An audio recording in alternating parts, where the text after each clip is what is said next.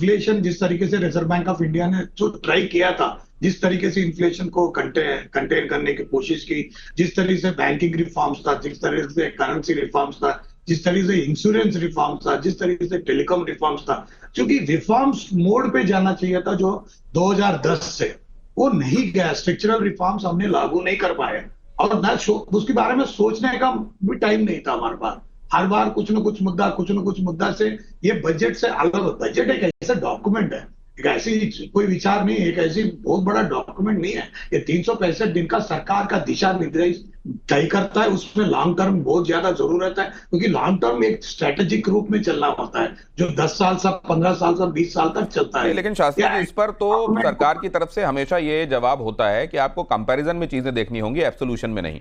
और कंपैरिजन में आप देखेंगे तो we are a better doing economy, बल्कि हम तमाम दूसरे देशों से बढ़िया कर रही इकोनॉमी है। ऐसे में एक बात मैं ये समझना चाहता हूं दुष्यंत साहब जी, कि ये जो चैलेंजेस सामने हैं अभी, क्योंकि एक बात हमेशा हम देखते हैं कि हम इकोनॉमी को इस तरीके से रखें कि वो आने वाले दिनों में और बूम की तरफ जाने वाली हो, उसके साथ इन्फ्लेशन आपको जाहिर है साइड इफेक्ट के तौर पर देखने के लिए सामने मिलेगा, या यहां हम थोड़ा सा ब्रेक मारें, इन्फ्लेशन को कंट्रोल करें, इकोनॉमी को के वो इश्यूज आगे एड्रेस करते रहेंगे?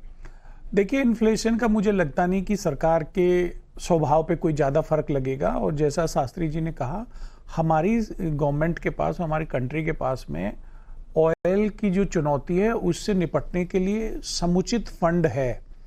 तो ऑयल की वजह से कोई ऐसी दिक्कत दिखाई नहीं दे रही है।